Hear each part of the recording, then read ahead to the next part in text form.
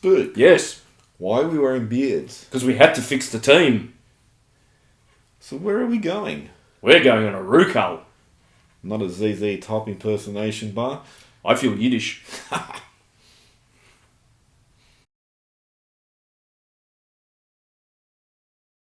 Spook.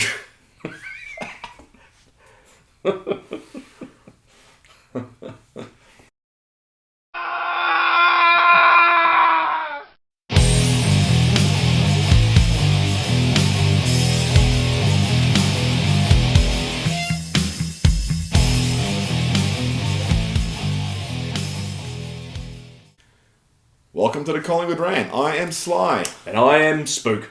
And we are reporting after the Collingwood victory over North Melbourne. Yeah. Going into this game, we probably felt a little bit confident that we should win this. Yes, we were. We were very confident. Yep. And we were proven right. Let's backstep. Right. And then Darcy Moore is a late withdrawal. There may have been a few text messages exchanged about how the world just ended. Yep. So Darcy continues his fantastic run of one game in a row the whole season. He's been an asset. Yep. An asset even. It looked really scary because nobody was there to match up on Ben Brown. No disrespect intended to Howie or Scharenberg. Yes. But you would have thought Moore to be the pretty much perfect matchup, tall, athletic and all that. Josh Dacos came in, late reprieve. Like for like. Yep. But some people complain about that. I don't really know that, there's an alternative there outside of McClarty, and he's probably not ready. And he'd be... Well, you couldn't have him come in at the 11th hour and 59th minute. And ultimately, as the game began and went on, Josh Dacos was very instrumental in... Well, everyone was good, but Dacos had a great game. He had a game where you'd think... He could have won the Rising Star this week. Yeah, why would a Collingwood player win it? Yeah, well, he didn't. So, what did you think of the game overall? Geez, I think this is one of our best performances, and that's not just only the on-field. In terms of the pressure of this week and the need to bounce back from last week, they ticked every possible box, and I think it was a magnificent performance across the board. Yeah, and it's funny that this year, I've probably said it a number of times, this is probably the best win under Buckley. And this is another one where we go... Well, let's make that a weekly occurrence. Yeah. But it's the best win under Buckley, the most comprehensive win. Everyone contributed. Sam Murray got caught, had a few turnovers, not great, but we talked about maybe, just getting used to the tempo of AFL after not playing for about 10 weeks or so. And as we spoke about it, he gives you something, gives you great dash, he has audacity, he takes the game on. Yep. He's only played he's still only played about 10 games or yep, whatever, so he's still... Learning the caper, as they say in the classics. Yeah, and so he's got time to learn composure and all that. I think for him... It's more a case of he's got to learn when to go and when to just say, no, I'll lay up and take the easy option. Yeah, he does tend to want to play on all the time. Yep.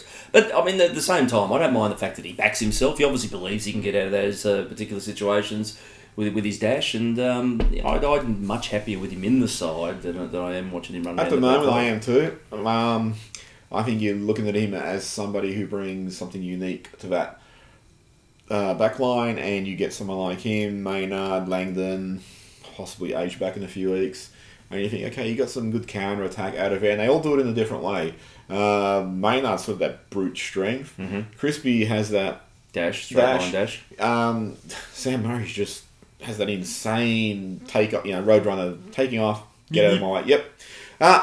Tom Langdon's probably the other one was a little bit the query over him. Some of his disposal wasn't great. He looked a little bit lackadaisical, but having said that, he did a great job on Zeeble. Yep. Kept Zeeble down to nothing. And Zeeble kicked, about 48 goals the previous week? Yeah, meritorious effort. So I think Murray also actually, but Murray, Langdon, Taylor Amber's another one. Just again, those sort of guys that if they have a few mess ups, then it's all about, oh look, this is why they're no good. And it's really amazing that, you get these players who are relatively early in their career. Even Langdon's still pretty much, a novice, given that he's had quite a few years or quite a few seasons interrupted with injury. So give these guys time to actually play. Footer's really good. We jumped north.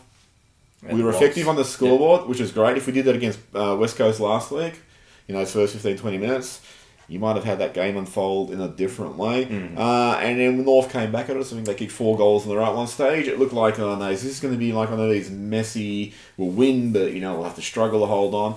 but we just crushed them again. Yeah, Put the foot down. I said to you at the time that there's a period in that game where mentally they were seeing themselves in a far more positive light in terms of the way they were playing. This is North, obviously. Yep. And they were coming back hard and fast, and we really had to put a stake in the ground and stop it.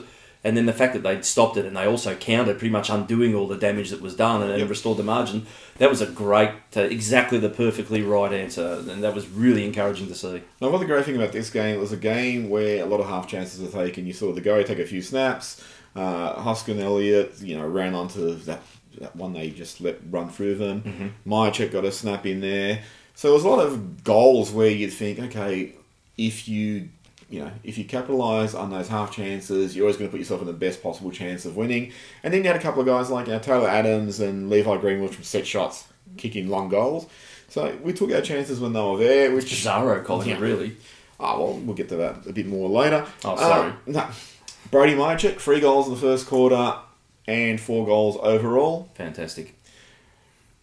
How would you look at him as a long-term prospect over the alternatives of Ben Reid and I don't know which other tools they have up forward?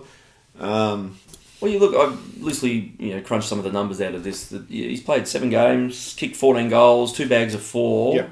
That's a fantastic return from a bloke who's played a lot of his time in defence for VFL. Oh, that could have also taught him a lot of how forwards work. Yeah, granted. I mean, and that was always Maltha's strategy, I think, to give forwards times in the back line to learn that craft to be a better forward. And it certainly is benefiting him at the moment. But geez, I mean, again, you're going to draw comparisons to his main competitor, I suppose, if he could stand upright in Reid. And at this stage, I'm preferring Myercheck than Reid. I'm massively preferring Myercheck. I've been on ranting about this all year. Wells, Reid, their bodies are no longer up to it. No. And, you need to prove you can be fit, you can play sustained football.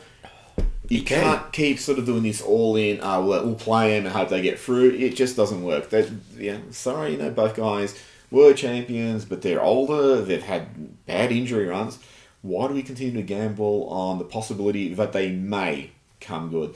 Myercheck, the thing I like about Myercheck, he's very elegant in the way he plays. He's a good kick. He marks the ball nicely. You sort of look at him and go, he's very stylish in the way he plays, compared to some guys we've had in the past or some prospects and that where you think there's something a little bit ungainly about the way they mark or the way they kick and all that. Myercheck just, very smooth player. The way he moves through traffic, the way he attacks the ball, the way he shapes through a mark and all that. I really, think, I look at him and think, geez, he's played 7 games. Okay, granted, he's 25 already, but he could become, I'm not expecting him to become the next Wayne Carey, but he could become the next Wayne Carey. It's indicative sometimes that the route that a lot of players take to be drafted early and to grow into these roles isn't exactly an exact science, if that makes sense. And look, there must be other of these big body types, matured body, ready to play, plug and play, whatever you want to call them.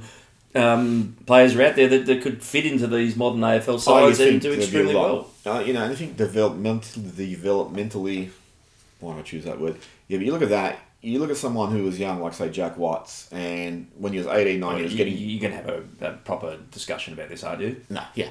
Yeah, okay, so you look at someone like Josh Fraser, who I thought was really good in his first 4 or 5 years at Collingwood, but he was thin, and he was getting battered around. You think, just how much did that actually affect his development? You look at someone like Brody Myercheck, has come in older, his body is physically mature, he's only going to get stronger as he plays that level. And you think, well, maybe that he gets his chance a bit later actually helps his development because he doesn't have to get battered around. Like Fraser, you look at him, you think, geez, in his first 3 years of football, he had to go up against those monster Brisbane rucks who really built their game on intimidation. And I've always wondered with Fraser, how much did that affect his development as the game went on? So I think Myercheck, I shouldn't say the sky's the limit, but geez, he's kicked 14 goals in 7 games. That's 2 goals a game. If he played 22 games, he could average 40, 50 goals, which is a really good return. Damn good return. And he's a really nice kick. Other guy I want to shout out to is Matthew Scharenberg. Mm-hmm. Some of the one-on-one stuff, he seems to panic a little bit, but I mean, he was outsized by, his opponents in this game. But this is I reckon his best game since before the bye. He really seemed to impose himself on the game. He had a presence, and he even had a bit of counter attack. Like who was that last kick he did to? I think I can't remember. Someone letting out a full forward. Yeah. He did this really nice pass, just slips on line. But again, everyone in this game was great. It would be very interesting to see if they can carry this form on. And we talked a little bit loosely about this, and I suppose we get into a little bit in the match review, in that this game was all about atonement. Yep. And, from what Bucks has said in interviews, that they were all keen to show that the previous week wasn't what they're about, and they clearly did that. And, they're going to set themselves up for next week. But you feel a little bit funny about how they're going to rebound towards that. Well, the one good thing, and we talked about this, is without giving too much away, what we're going to talk about later. But the really good thing this year, if you take those first 2 games out of it, and I'll exclude that GWS one entirely, because GWS were tipped to be like top 4. So it's really just that Hawthorn game, and everyone knew Hawthorn's going to be tough. We've won the games we should have won. I don't think we've dropped the game anybody expected us to win. People can say that West Coast game, but West Coast is still a top 4 side. They come within the MCG, full team and all that. They played well, so it's not really a shock that you lose to them. We haven't really dropped one of those ones to a bottom 4 team, which we used to do commonly over the last 3-4 years. So I'm just sort of glad that the consistency is there.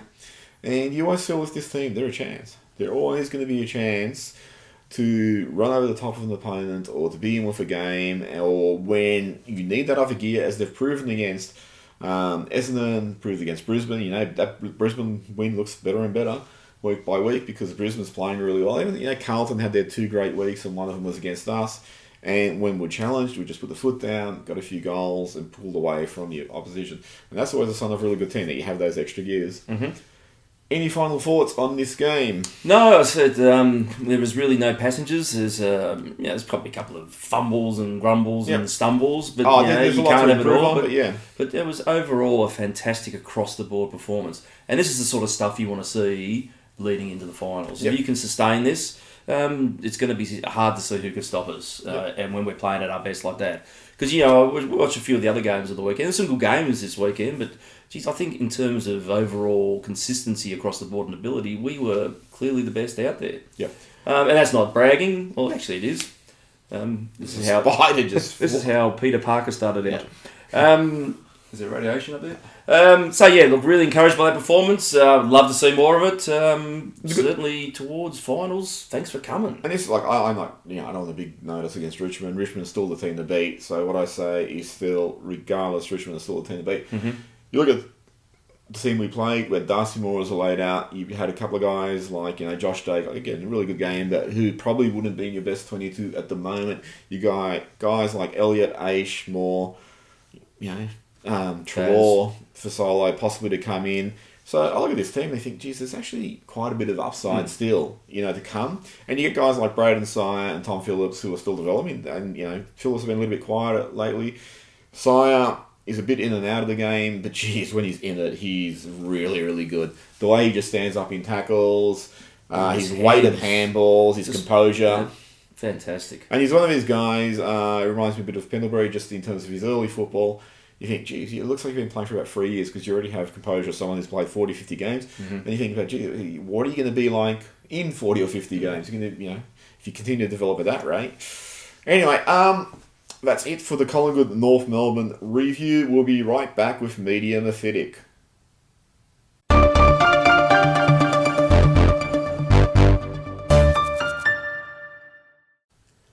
So we're back with Medium Acidic. Did your scarf have children?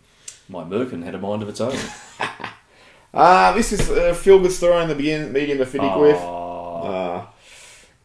Greg Camilleri tweeted asking the Collingwood Football Club for a shout-out for Connor, a kid with an undisclosed illness. Connor, Collingwood supporter, said Collingwood didn't have time for him because they had to get Coxie fit for the North Melbourne game. Mason Cox got involved and tweeted, "Too busy to give back to supporters? No such thing. Are you all in Melbourne? And what's on tomorrow at 5 p.m? I'll come stop in and say hi, mate." Coxie then dropped in with some gear, including some worn football boots. Which Connor slept in. Yeah. Which is a really, really good story. And it just sort of shows you another side to Mason Cox also. He still gets quite a bit of ribbing for being people still say, well, some people still say, he's not a good player or whatever. And I think, geez, he's still saying that now? He's shown that he's really developing well and he's playing well. You also look at mythology through our species. We've always been fearful of giants. Yeah. You look at him and think, hey, how far can this guy go? He could reach the 3 metres. Yep. I was made aware of a group on Twitter. Hang on, is this safe? Yep. Hashtag blocked by Robbo. For members, blocked by Mark Robinson. This would be a big group, I would imagine. So 610 followers currently, which 1,000. I think... Just 610, which I think gets Robbo's readership down to 3. I think 34 of them are the Collingwood Turtle. In the reserves, for Silo, kick 3 goals, Elliot kicked 2 goals, Aishan Blair, all made strong returns. Elliot got reported, but the charge was dismissed. Yep, as of today. Yep, so that looks really good. Still side bottom had a possible broken jaw scare. Crack. Yep. Jaw, yeah. That was cleared. And Darcy Moore had the possible hamstring strain, which has been cleared. That scan was nothing I really there. don't know where we are when this is happening. Looking at the injuries, Adam Treloy still away 6-7 weeks away, Tyson Goldsack 6-10 weeks, so you're hoping they can come back the top end of that 6 weeks. We mentioned this earlier in the year. Jaidyn Stephenson, should we keep him in 35? Yes, and yes. Yep.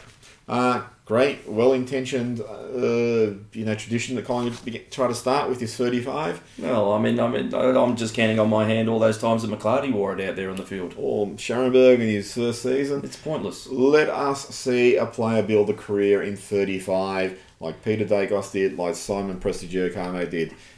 Make sure that spider doesn't land in your beer. It bit me. Okay, guess where I went to online when I was looking for news, and I ended up at AFL.com. Guess what I found? Sliding Horse. Yes. Doors. And I am hoping that this won't anger you too much. This is from Sliding Doors. If Tom Doedee played for a Victorian club, they need to be equal, if not outright favourite for the NAB AFL Rising Star with Stephenson. Just one moment, that spider is on my beer. It's a sign. Get your own. Get out of here. Has superbly filled the lever role. How do you feel about that? So if Tom Doedee was Victorian, or played for a Victorian club, then it'd be equal, if not outright favourite for the NAB AFL Rising Star with Stephenson. Who's Tom Doedee? Plays for Adelaide. He's Adelaide. That sounds like I should know that place. Yep. It's in Australia.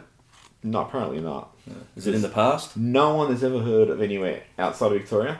I'll tell you why it's really interesting. After I read this and had my typical little hissy fit, I researched the NAB Rising Star. Began in 1993. Guess who won it? Nathan Buckley. Guess who he played for? Brisbane Lions Bears. Yes. Guess who won it the following year?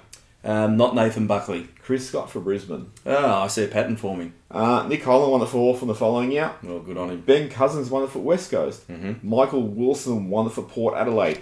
If only these people had played in for Victorian clubs, though. Byron Pickett won it for North. Adam Goods for Sydney. Mm-hmm. Paul Hazelby for Fremantle. Then there's a spate of Victorians who win it. Daniel Pearce for Port Adelaide. Yeah, I'm still seeing this pattern. Reece Palmer for Fremantle. Daniel Rich for Brisbane.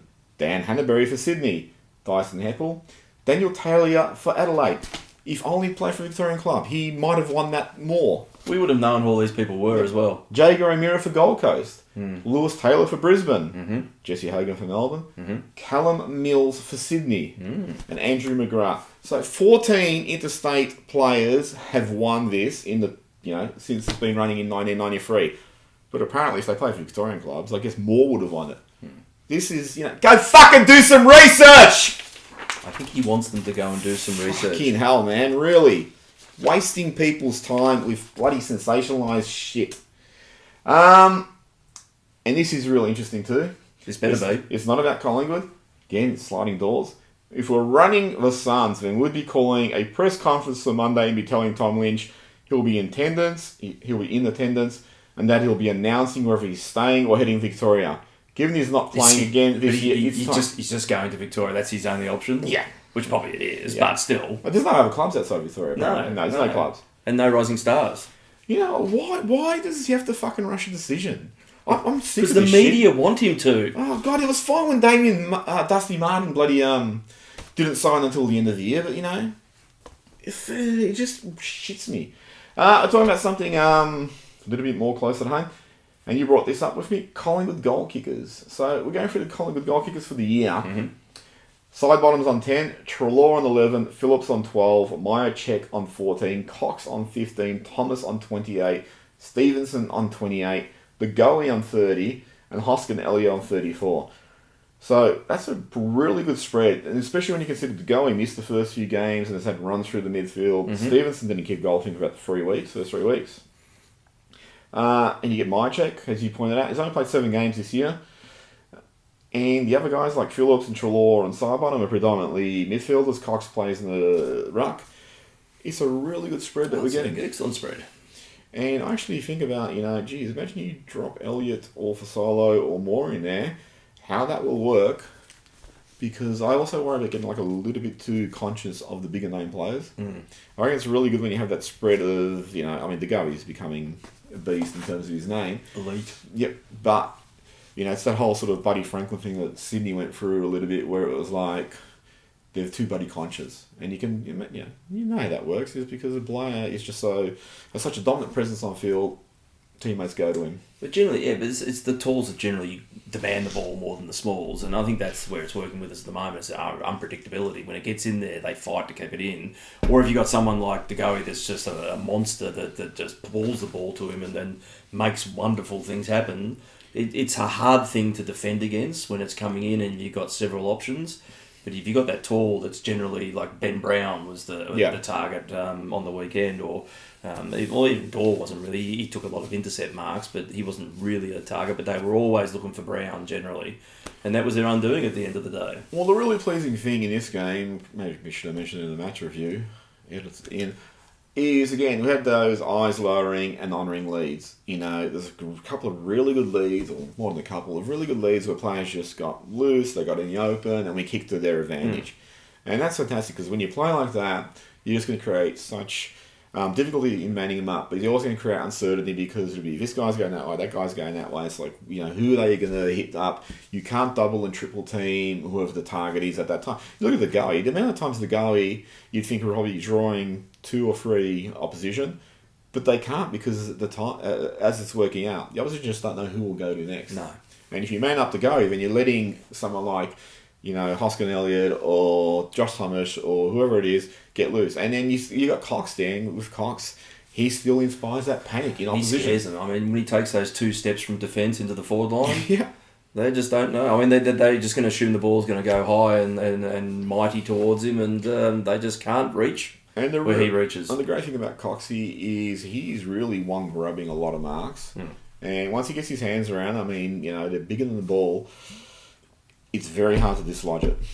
So, you know, I think it's great that we've actually developed some efficiency or rediscovered some efficiency, especially after last week, which was pretty shameful the last few weeks. That's it for Medium Acidic. We'll be right back with the match preview. Oh, goody.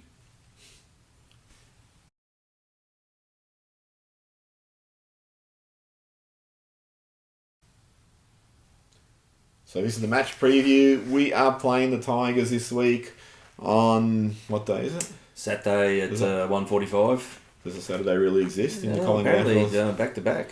Yep, that's a bit of a shock. But the home of football. But it was good to see Carlton St Kilda have the Friday night game last week, wasn't it? Or 2 weeks ago, whenever. There's been some good Friday night games this year, hasn't there? Yeah. I think the AFL should reserve the right to not reschedule, but just disband some clubs. Just put a line through them. Just disband some clubs during the season, you know, and redistribute the players. Put on a 3-hour Better Homes and Garden montage piece instead. Yeah.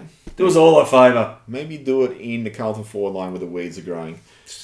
The sprouts, what are they? The green sprouts, the wonderful blooms, or some shit that they said was positive about them? The guys they got from GWS. Growing the sprouts, or who gives a shit? Anyway, let's go back to Collingwood and... Who are we playing? Richmond. Okay, so presumably more should be available if he's cleared scans, and Sidebottom is available. And then you have guys like Aish, Fasolo, Elliott and Blair who have returned to the reserves. Okay, so let's go to those guys. Would you bring any of them back? Probably not. Yes, I wouldn't either. It's probably too hard a game also to expect them to come back after all of them have had relatively long absences. Yeah, look, and the simple thing for me is, look, it'd be wonderful to win this game. Tactically, I wouldn't throw all my eggs into this game basket. There's still games that need to be won post this game to get us absolutely locked into finals. I think right now, realistically, you've got to be looking at top 4 as an absolute possibility. And I wouldn't just go gangbusters nuts to win this game to prove something at this point. I'd rather keep the build going, keep the momentum going, and I'd almost I wouldn't bring people in to win something at a cost. Yeah. At this point is what I'm probably trying to say with too many words. So yeah, I wouldn't bring him in. I wouldn't bring him in either. Like I said, Richmond's the benchmark. You don't want to bring... Elliott hasn't played a game all year. No. Fasolo's played about 30 minutes of one game. Blair played a couple of games, I think. Did he? Yeah. Aish played about the first 6 and then got injured against Richmond. So they've all been out for longer than 10 weeks. So I wouldn't want them coming straight into a game like this. No. Which could be bruising as well. Oh, that's what I'm expecting. I'm also looking at this and thinking... You look at the way previous contenders used to play. If they identified a challenger, they really went hard at them in the home and away season, particularly toward the end of the year to try and scar them. Richmond's got every chance of one. So they've been hardly firing them up and saying, "Hey, everyone's saying these are the guys to beat, or who are going to beat us. We need to put our foot on their throat." So just play the patience game because these guys have all been out for a while. It's probably better they do get a few games under their belt. Make sure they're not going to break down again. I mean, unfortunately, Jamie Elliott is also in that in and out routine at Collingwood this year. And I also think, tactically you look at it and go, hey, if you lost this, but you still had all these guys who were going to come fit and get back in the side, you say, geez, we've still got a lot of upside here, regardless of what happens. So, I know it's a bit of a strategic gamble because Richmond could just come out and crush us. But, again, you're playing the long game. You're not playing to win this week. Yep. So, what are your thoughts? Well, even on that, I mean, I'm not even sure I'd rush Moore back in, to be honest. Do they have any big, tall forwards apart from Rewald that we couldn't... Howe could play off Rewald or Shaz, or they could rotate off of him. But, again, it's that thing about denying the supply. Well, if you brought Moore in, who would you drop? Dacos might be the unfortunate one.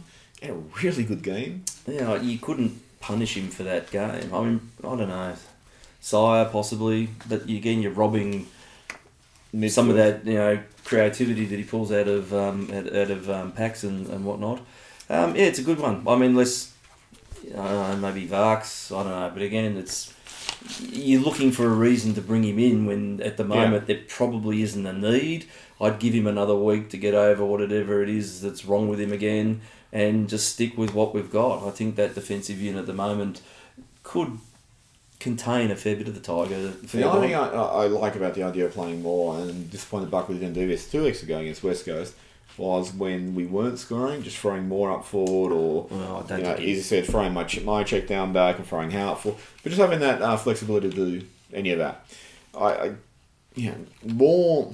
to me, has to be part of that best 18. And they've got to work out how they're going to fit him in. But realistically, because he's had such an injury-interrupted year, I do wonder where he does fit, how he does play. You look at it and you go, you bring Moore in. Can you play Moore and Cox in the same four-line? Are they too tall? People go, oh, Moore's fast, he's agile. Well, yeah, he's fast and agile for his size. He's not going to outrun like a fast 6-foot-tall halfback flanker. So... I just wonder how Moore fits in with the balance, and you look at the way he plays as a fullback, as he did against West Coast. He doesn't play as a fullback, he pretty much plays as that halfback sweeper, cuts in. And I guess that's good in a way because you can get him or Howe or Scharenberg to rotate through that role so they never should know who the third man up is. But I do think Moore, they need to find a way to monopolise Moore, also capitalise on his abilities and all that because he's really good talent. And you also need to feel part of the club. You don't feel, think, hey, I'll re-sign. because I want to be part of his club's future. If he's just sitting on the outer... Yeah, but there is a fit for need thing, and he has to be mindful of that too. You can't just expect to come back in. And especially when you've had players there for so long that have structurally been playing off each other. He's a little bit of a loose cannon when he comes in now. It does break the structure a little bit. You'd rather toy with him or get that sort of... If we had a run of poor opposition, it's an easy thing to slot him in then because they're sort of relearning the game under less pressure, I guess. But at the moment, I don't know. Look, this week I wouldn't. Yeah, the really good thing... Sydney I probably would, but not this week. Showcase into his new club. The really good thing about about trying to fit more in is at some point, I'm sure when we're playing Cox and we played Myercheck, everybody would have said, yeah, you're just placeholders until we get our other guys back. They've both cemented their spot for me. You cannot drop them on form. No, absolutely not. And you look at the both of them going, geez, you should be part of his team. You're not someone who's just going to get the flick the moment we have, what would have been our first choice options at the start of the year. So, I mean, it's up to Moore to win back that place, but I think when he's in there, it is going to be a bit of a struggle to work out where he fits without slowing the team down too much, without, going too tall and all that sort of stuff. Or being too centric. Yep.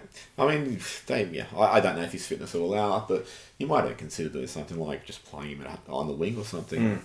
Do something totally left field. There's a link. Yeah, and get him, run forward, run back, play that tall man coming loose. Who's going to man him up as a wingman? Tall man coming loose. Yeah. Surely that's your next book title, isn't it? I wish. But I just look at him as someone I think long term I need to be part of this team. Oh, definitely. So your tips? I think it could be struggle street for us. I think we'll run with them for a fair bit, like we did in round 6, I think it was. It's one of those things. If you're in a position, around about 3/4 time, that you could win this, then I reckon that's when you say go hell bent for leather. But if we're blown away early and we're playing catch-up footy for the whole day, look, I think tactically you just pull back and say, well, not that important. It's important, but not that important to win this.